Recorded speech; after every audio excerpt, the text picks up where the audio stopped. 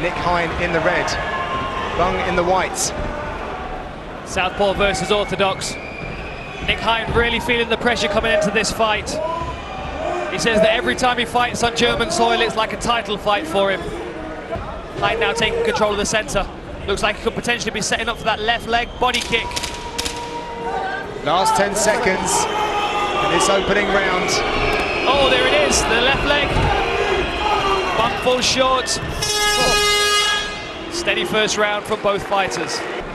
So the South Korean corner team there asking Bung to push Nick Hein up against the fence. Now whether that's to initiate a takedown or whether that's just to kind of corral him so he can start to throw those big power shots that we know him for, I'm not sure. Beautiful body kick there and a short right hook over the top. A nod from Nick Hein to acknowledge. Oh, a stagger. Was that a shot that caught him? Closing the distance is Nick Hein, looking for a trip.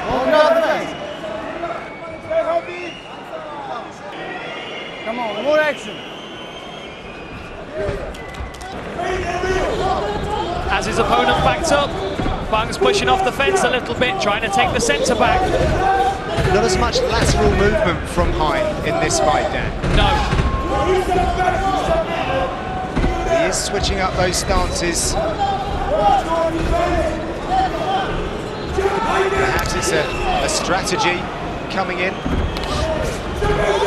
I'd like to see him utilise some more of those kicks that we saw him on the pads with Anthony Hardon. There was so much power. I mean, look at the tree trunks for legs that he's got, John. When both guys, see what I mean, is that big overhand left that Nick Hein keeps throwing. Not only can it exhaust you if you keep landing on the guard, but if you miss, it can set you off balance and make you vulnerable. I'd like to see in his notes, sorry Dan, in his bio, he said about beautiful takedown. Very nice work there from Hein as he launches in and gets the trip. This is much more like it. This is good. Pressure against the fence, a nice short knee to the inside thigh. I'll just finish what I was saying, and that was about Tae Hyun Bung, and he noted that he believed he had the better punching power coming into this, so it was something that he clearly wanted to exhibit. Oh, and a beautiful judo throw from Tae Hyun Bung, but anything you can do, I can do better, I know, right? Managed to get his hips to the floor and belly down, was able to scramble back to his feet, smile on his face. Well, judo is a strong state in South Korea. And the disappointment of missing out on his opportunity to make the Olympics as well has really been something that's been on Nick Hein's mind as he pursued his career into professional mixed martial arts. And he says now the UFC is his Olympics. And it very much is so. It's kind of like the whole Olympics all joined together with so many different disciplines. Round number 3, Hein versus Bung. A fired up Anthony Hardonk in the corner of Nick Hein, telling him to go out and finish him. And then the corner of Tae Hyun Bung saying your conditioning's good. I'm expecting both of these fighters to try and push the pace now. There's nothing left to lose. Third round. Time to put it on the line. Time to expend the gas tank and throw everything you've got. I took a look at the stats for this one, Dan, and they are very, very evenly matched in the striking. The only thing that I could tell apart was the number of body and leg kicks that Nick Hein throws. And right on cue, he takes one from Bung. Nice left hook there from Bung. Oh, there's a cut that's just opened up. Doctor.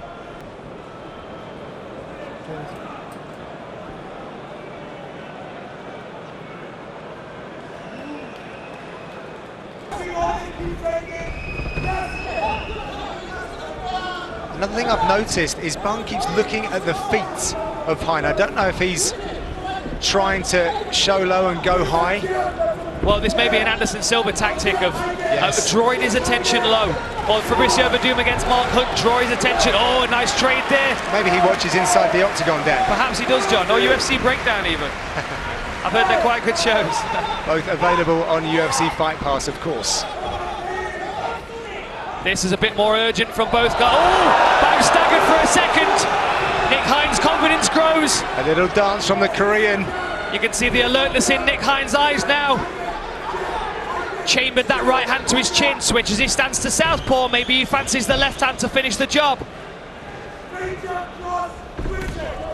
Oh, that was body kick registered for a second. You saw Nick Hein there again with the head, moving forward with the head. I'd love to see him extend that punch out a little more and make the most of the length of his arms. Bung making up some distance there with the jab. He's been given adequate time to recover though. There's no real pressure there from Nick Hein. I'm expecting Nick Hein to start looking for a takedown in these last 2 minutes. It'd be a real good statement for these judges' scorecards so he doesn't have to rely on a couple of big punches to seal this round.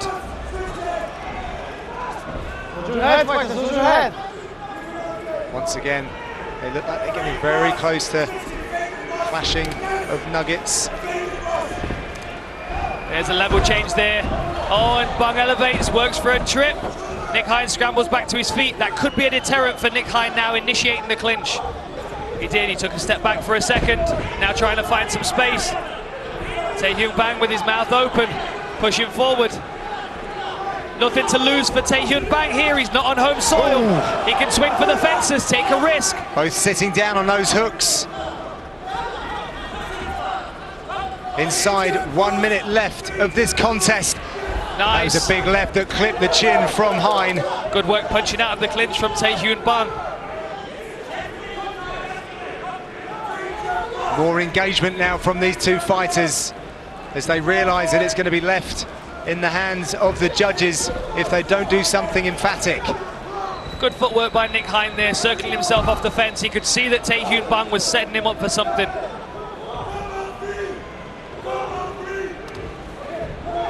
When a fighter throws with so much power, sometimes you can see them posturing right before they throw. You can see them loading their legs, you can see them setting their hips. You can see Tae Hyun Bang doing it now. You see how he drops to a lower stance, ready to throw that right hand.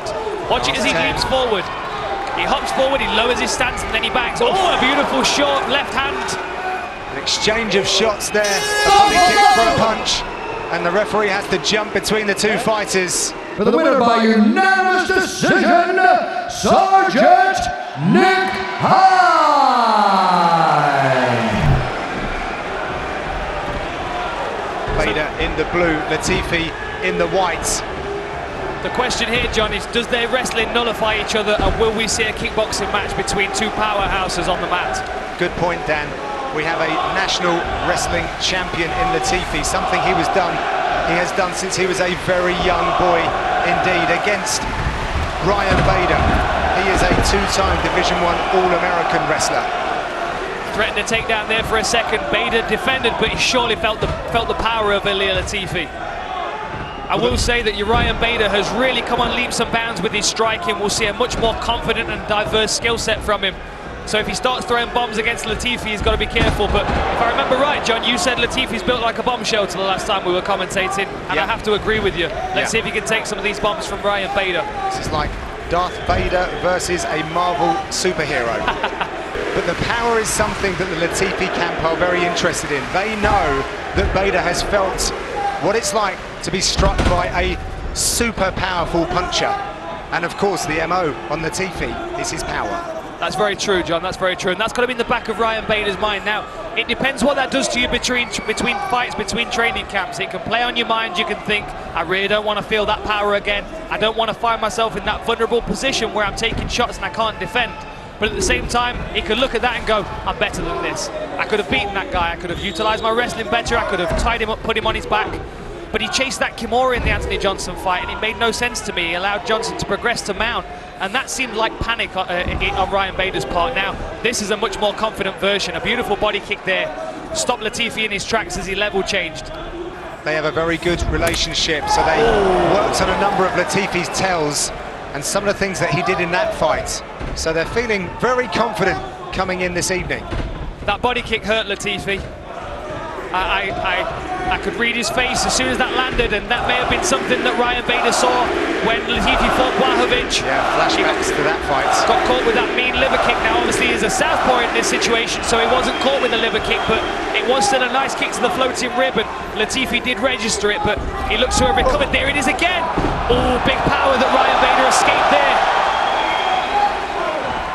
Bader seems a lot more fluid with his strikes, and I'm not surprised by that, Dan. When you check out his statistics, he's very good at using his strikes and his takedowns. He is a multi-dimensional fighter. Well, early on in the UFC, we knew that Ryan Bader was very much a wrestler. And we knew that he was trying to build his game out while he was contending in the octagon, which is not always ideal. A lot of fighters have to do that when they step up to the top level. But now he's started to find his rhythm. You know, he's moving towards that title shot steadily. He's putting wins together. Of course, he falls occasionally, but we all do. But he's looking really good. He's looking confident. His footwork's looking very smooth. And so far, Latifi's not really managed to cover the distance to land anything significant. So Bader is the Ultimate Fighter Season 8 winner. And don't forget, the Ultimate Fighter Tournament of Champions is live on Fight Pass every Wednesday. And what a great season that is going to be. I mean, to find the best talent from around the world to bring in and challenge Mighty Mouse is exactly what that division needs. So the big level searching change. punches coming from Latifi. Good work by Ryan Bader. He's expecting that level change. Now Latifi's not firing through with the double leg. He's level changed on the spot and hoping that Ryan Bader runs over the top of him. Bader on the arm, second time there. But Bader surely felt the power through his glove. That's the thing, Dan, they are bone-shaking punches, aren't they? They are going to reverberate through any kind of defences you put up in front of them. Mate, they are shaking my bones from here, and I'm not even in the octagon. I wouldn't like to be hit by either of those guys. I'll tell you what, they're both powerhouses. Latifi, that is ringing around this arena. Starting to pick his pace up. Double left hook from Latifi. Good recovery from Bader. He did the smart thing there, getting straight back to his feet. But that's got to build confidence in Latifi. Can Bader recover? There's a smile on his face. He looks like his eyes are cleared. Ilir Latifi versus Ryan Bader. Latifi having some success at the end of the round with a big double right hand. Oh, there's the right hand of Bader, called for by his corner. Aaron Simpson asked for him to start throwing heavier. Start looking for that right hand. He said the body kick was good as well, but Latifi surges forward. For my money, he's tried a couple of takedowns in this fight so far. Now Bader shoots. Very interesting. Front headlock from Latifi. Look at that boa constrictor grip. Bader scrambles back to his feet. Very good work. Wrist control from Latifi. Possibly looking to level change, but that overhook of Ryan Bader is going to slow him down. Good pressure there from Latifi in the clinch. Bader pushes his way out. He can feel Bader trying to cut him down now. Starting to line him up for that right hand. He throws it there. Latifi's back against the fence. Beautiful head movement and a shake of the index finger. Not likely this time. So just apologies for the colourful language in between rounds. Very emotionally charged atmosphere, John. Absolutely. Oh, beautiful right hand again from Ryan Bader. A lot at stake here for these fighters and their teams. Nice elbow as well. We're seeing the diversity of Ryan Bader. A big breath from Latifi there after that shot. One thing we haven't mentioned, Dan, is Latifi's relationship with Alexander Gustafsson. Oh, knee! Oh my goodness! Walk up knockout! Huge! That's a big powerful knee. Latifi hits the canvas and he walks off confident that the fight is in the bag. Wow! Knockout Ryan Darth Bader! We are scheduled for a maximum 3 5-minute rounds in the light heavyweight division. Gustafsson in the black, Blachowicz in the red. And we're off, John. Good exchanges so far. Both guys trying to feel each other out. A solid low kick from Gustafsson, an overhand right from Blachowicz. Gustafsson is the biggest favourite on tonight's card. You've got to think there's pressure on him. You know, and there's already a small mark under the right eye of Gustafsson. Something got through. Oh, and there's the right hand again, swarming in with pressure like he said he would, John. He could really upset the apple cart here. He could really shock a lot of people if he can get this victory. Oh, absolutely. And he certainly does have the power to do it. Again, he lands cleanly, marking on the. That was a good overhand right from Gustafsson. Shoots for a takedown. And remember, Blachowicz beat Latifi, who is a good friend and teammate of Gustafsson. They're going to want to get one back for the All-Stars team. That's a good point. I'm sure the Swedish fans in the arena remember that fight. Gustafsson brought in Jimmy Manua, who he believes is a very similar style to Jan Blachowicz, and of course was victorious over him. Oh, good work from Gustafsson. Good work from Jan inside as well. Both guys trading.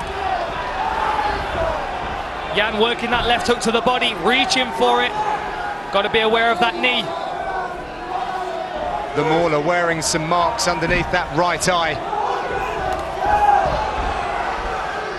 Will we get to see some of the ground game of Blachowicz this evening?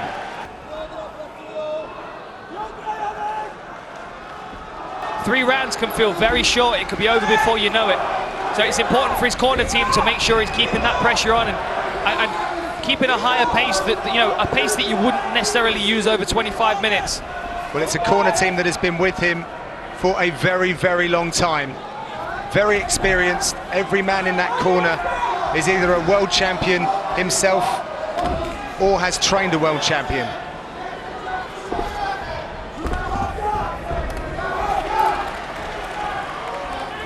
And these guys are throwing. Oh, a good knee and a good uppercut from Jan. I tell you what, Johnny's looking very confident. Really nice vocabulary of strikes from Blachowicz early in this fight already. Looking to punch on the break. Exchanging jabs, both of these guys. Another good 1-2 from Jan as he steps to the side. Beautiful lateral movement. Gustafsson is very stationary for me, Dan, tonight. He is very stationary. Again, Blachowicz crowding him. A nice left hook to the body. Gustafsson turns him to the fence. Gustafsson, the man that went the distance with John Jones, seeks an opportunity there for an outside trip, is successful. Oh, look at this.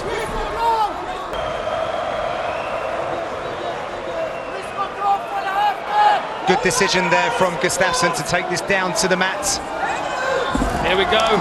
Working for the armbar again. Every time Gustafsson pulls back into the guard and sits back towards his heels, he's in danger of that. You can see Jan isolating oh, that was a nice elbow with the arm that was isolated. You can see some swelling on the head of Blachowicz now as well from that elbow, and there's a second one. Gustafsson with hands on Blachowicz in these positions. He knows where his target is.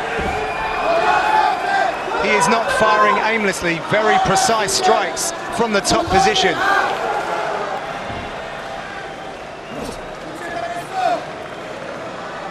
Stop! So round number 2 in this light heavyweight contest. Number 2 ranked Alexander Gustafsson. Oh, overhand right, glanced across Gustafsson there. Alex closes distance, but Jan, oh, is that left hook. It's a beautiful takedown from Gustafsson. A big statement, 20 seconds into the fight, 20 seconds into the second round.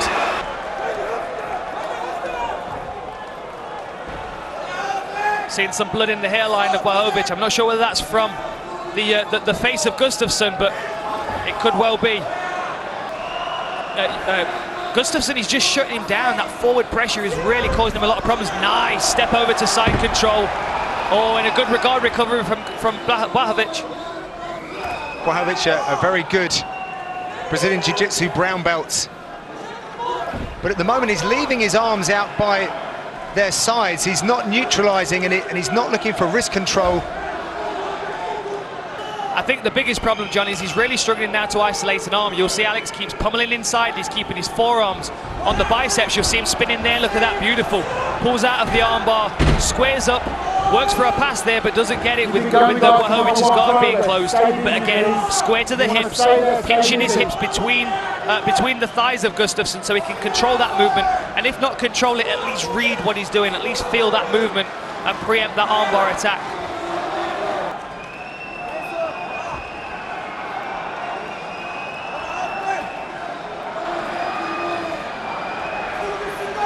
Very good work in that top position from the Mauler, Dan. We see a lot of fighters who take a breath in these kind of positions, but not the Mauler. No, he hasn't stopped working yet. Small shots, big powerful shots. integrating them very nicely. Now he's standing up over his opponent. He's got to watch for the up kick.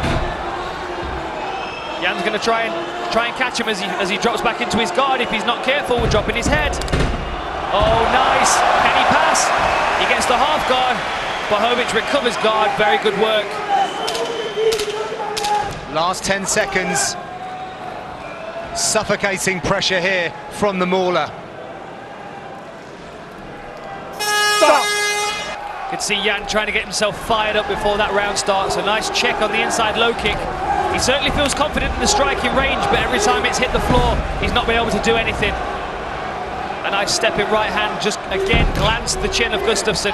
He takes shots so well, he rides them so well, as we saw in the fight with Daniel Cormier.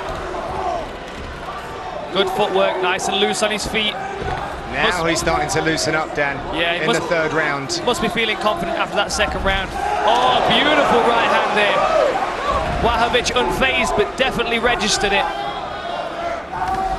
There's the right hand and the body kick. We talked about the body kick before, John, that left kick to the body that Blachowicz throws. Watch him switching his stance. The Polish power. He will want to deliver that with precision this evening. Oh, beautiful. Getting their head snapped back. Nothing to lose now for Blachowicz. He's pushing forward. This is a competitive fight on the feet, and as I say that, Gustafsson takes this down to the mat. Another intelligent decision from the Mauler.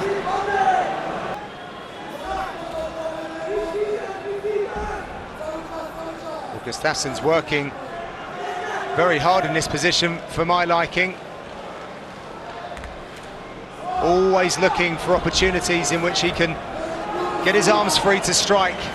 He's having a lot of success doing so. First time we've actually seen Blachowicz fighting off of his back as well now, Dan. And I really would like to see him try and work to his feet, get the feet on the hips and start to create some space. Even if it's just to create a scramble so he can turn to his knees and force his way up. Right here he is losing the fight on the judges' scorecards. Yeah, he needs to put his finger in the air, if you like, see which way the wind's blowing and just throw caution to it. Oh, a step over guard pass here for Gustafsson. Jan Blachowicz got great guard recovery, but that's not helping him, that's keeping him on his back at the moment. Blachowicz is going to come in steaming now. He has 90 seconds to make something happen. Referee did the hard work there for Blachowicz.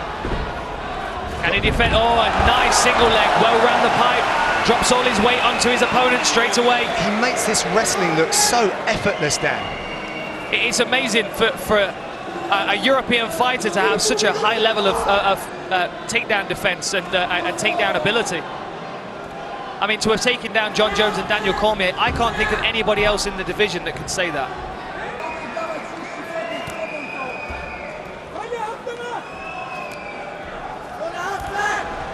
20 seconds left here in the third and final round. We can see the swelling on Blachowicz's face here from those elbows above the brow and on the cheekbone. He keeps working to kick his hips out to the side, but Gustafsson's reading it and cutting it off.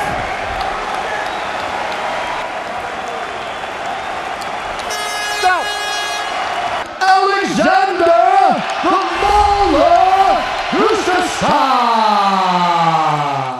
5-minute rounds in the heavyweight division. Andrei Arlovski is in the black, Josh Barnett is in the red. Look for Andrei Arlovski to start fast.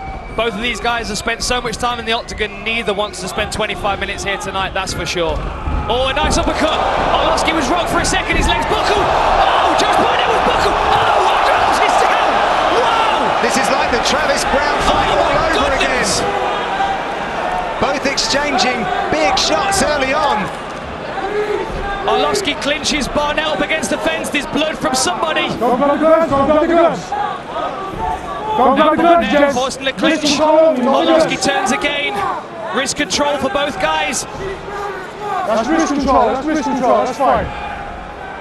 Barnett with another hook. Is he going to look to circle out? Both these guys have been rocked so far. It's not going to take much to finish this fight now.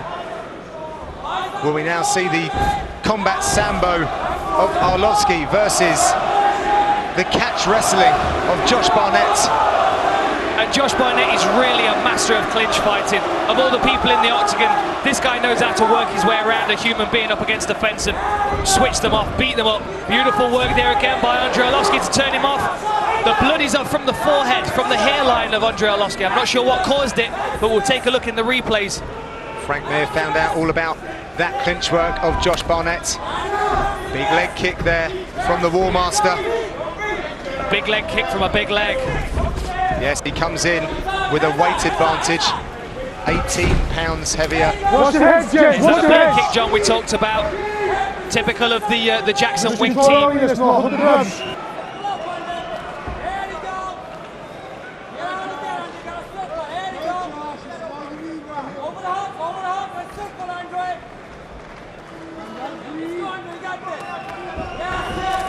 Oh, a takedown and a scramble. Andrei Arlovski ends up on top. Nice outside trip there from Arlovski. Wow. We did say he had it up against the fence in the breakdown show, though, John. He does. You've got to be aware of the outside reap.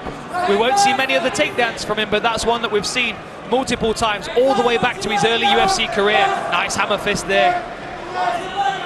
Arlovski stands up just outside the guard of Barnett. Nice axe kicks to the thigh. Barnett quite happy to contend with this fight on the floor. And Andrei Arlovski knows that. Of course he is. He has 18 submission wins of the highest order on his resume. Do something with that position or I'll split you up. Do something with that position. Arlovski deciding whether he wants to go into the guard I think he's of using Josh Barnett. I think he's using this opportunity to get some deep breaths. Look for him to throw a leg to one side and come over with a big punch in a second. Seems happy at the moment just to ease his way in. Do something with that position, Andrei, or I'll split you up. Kick away at the Okay, back thighs up, back up, of the back up. War Master. Here we go. Do not blink, folks. You saw the first 20 seconds. We never know what can happen here. Oh, big shot from Arlovski. The big right hand comes over the top. Barnett just missed the forehead with a knee. There's the oblique kick again. Chopping into the front thigh. Gauging that distance. There's a nice right hand. The power of the right hand. Barnett smiles. Got to be aware of that right hand of Arlovski. A lot more disciplined as well at this time of his career as well, Dan. Yes, most definitely, John. Very good at placing that right hand, and he's got some good combinations that he can add on to the end of it now. The back fist that we saw against Travis Brown was pivotal in that fight. Barnett now driving him up against the fence, working a single leg for a second, but has now released it. Here we go again, John. Round two. Of a possible 5. Oh, overhand right from Barnett. Closes the distance immediately with double underhooks. But great footwork from Andrei Arlovski to keep circling. He's still stuck up against the fence, but that was a good effort. Barnett's striking coach Jamal just said you've got to let your hands go. You've got him thinking of other things. He certainly does. He's got him thinking about that takedown now. They believe Arlovski is tiring as well, Dan. Well, just all of this clinch work alone is going to make his punches more laboured. And because we know he focuses so heavily on that right hand, it makes it easy to predict what he's going to do. Whereas with Josh Barnett having such a deep skill set, so many options to draw upon, there's a lot for Andrei Arlovski to think about. And this is where Barnett wins the fight, smothering his opponent. When he feels confident, he'll start to break and strike, and that's when he gets very dangerous. So many years of combined experience. Both fighters started fighting at 18. That's amazing. Good work from Andrei Arlovski now with the underhook. Good head position. Looks like he's taking some deep breaths. Referee Leon Roberts warning. Interaction. Okay, clean right, release, clean right. Barnett must be feeling like Arlovski's tiring. Always dangerous with that right hand. If you watch the Battle Lines piece on UFC Fight Pass, you'll see that Coach Winklejohn was all about keeping Andrei Arlovski moving. Short shots on the inside from both guys. Both took them well. The right hand again for Arlovski, and a nice jab from Josh Barnett. And a knee, and he turns him to the fence. Good work. Good defensive work there from the War Master as the Pitbull started to let those hands go. Fine. Go hook your fingers in there. Wrist control's fine. Combination move. Boys, pick them up in a circle, let's go! That's it, control that right side, Ray! Fight for the health position! Hands up! Hands up! Move your head! Sharp! Sharp! Hands up! Leaning on his opponent, slowly working to progress his position. Both guys look tired, but Barnett works very well from these positions. Look at him, forcing the clinch again. Arlovski looking to break, but Barnett denies it. Oh, looks for the outside trip again. Oh, and he gets it! Barnett reverses, beautiful work. Very nice balance. There from the War Master, finds himself in the top position. Oh, and now he's got mount. Here we go, John. This is dangerous, look out. Look for that progression for the arm triangle, here he comes. Yep, that head and arm is a very useful submission. If he finishes the arm triangle, this is basically the Brett Rogers fight. Reverse the fight in mid-air, reverse the takedown, landed in top position, progressed immediately to mount, and then started to chop away at his opponent until they offer him that arm triangle. He does not like to let people off lightly, John. It's worth noting that. He's called the War Master for a reason. Oh, that was a lucky he missed. His elbows are coming down with some significant force. Push on the face when you're ready and start ripping. And you got 30, Josh! Good work here from Barnett. Time to start ripping was the instruction. He could get the finish here before the end of the second round if he pours the pressure on. 20 seconds to go. Barnett has all the control. Arlovski's trying to escape, but he's putting himself into a worse position here. He's turning away. Leon Roberts having a good look. Arlovski turns, but he's offered his backup. He has, but I don't think there's enough time for Barnett to do anything submission-wise, but he is going to pound away and try and break through those defences. Well, we are seeing pretty much every facet of mixed martial arts in this contest between these two legends.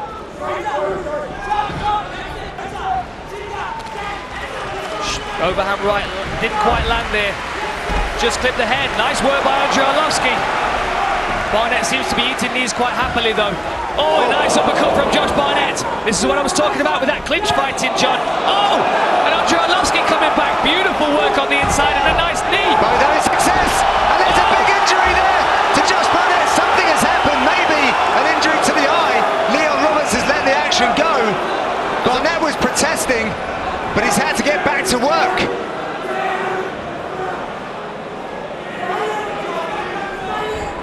Barnett figure forwards his arms. This is a very strong grip. He sweeps, he's looking for that V-lock, looking for the Kimura. So just taking a look at that replay, John, that was definitely an eye poke. Unintentional for Andrei Arlovski. He threw an uppercut when he not turned his fist over and caught Barnett with the thumb in the eye. One of those things, the referee was never going to see it in that close quarter fight. But now Barnett has recovered, he's on top, and he has a lot of time to work, John. 3 minutes ticking away now, and Andrei Arlovski has to be feeling the pressure. Andrei, toes out of cage, toes out of cage. Such a smothering position there for Josh Barnett. Watch out for the arm triangle. Nice recovery there from Arlovski. You gotta work, he's gonna give up! You gotta work, he's gonna give up! That's the voice of Eric Hammer. He believes that Arlovski is at breaking point. Oh dear! Rear naked choke against the tap! Straight away! Josh Barnett with the finish! Beautiful rear naked choke to seal the deal! Submission win for the War Master here in Germany! By submission, due to a rear naked choke, Josh, the War Master!